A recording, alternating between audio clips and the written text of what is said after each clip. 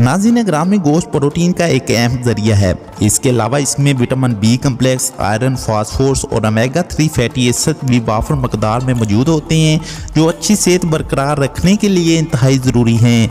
ज़रूरी है कि इस ग़िज़ाइयत से तमाम फ़ायदे हासिल करने के लिए अच्छी किस्म का गोश्त इंतखाब किया जाए।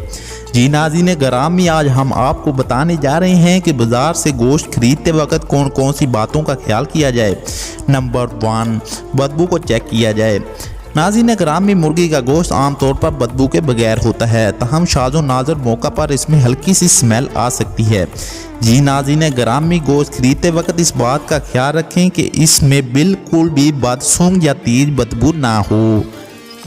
नंबर 2, स्किनलेस को तरजीह दें। नाज़रीन ग्रामी, गोश्त की जिल्द में सैचुरेटेड चर्बी होती है, जो कि दिल की अमराज में ख़तरा बढ़ा सकती है, क्योंकि इसमें क्लोरीन की मकदार ज़्यादा होती है।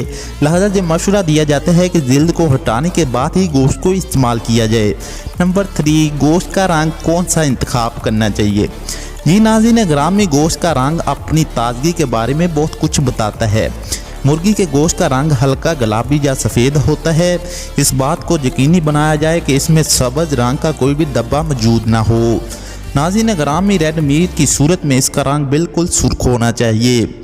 नंबर 4, खाने की हिफाजत के मियार को यकीनी बनाएं।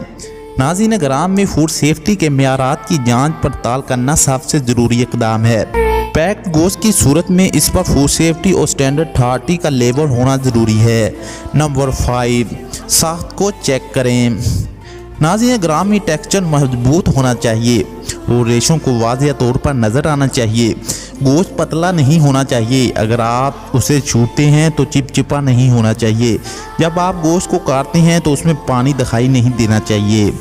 नंबर 6, सोर्स मैटर करता है। नाज़रीन ग्रामी, गोश्त के मियार को तय करने से पहले ये जानना और समझना ज़रूरी है कि गोश्त की कौन सी नस्ल है, और आपको मशवरा दिया जाता है कि वो जगह चेक करें या कम से कम ये जान लें कि गोश्त कहाँ से लाया गया है। जी नाज़रीन ग्रामी, वीडियो अच्छी लगी हो तो लाइक और शेयर ज़रूर कीजिएगा। हमें दीजिए इजाज़त, फिर मुलाकात होगी एक ऐसी वीडियो के साथ। अल्लाह हाफिज़।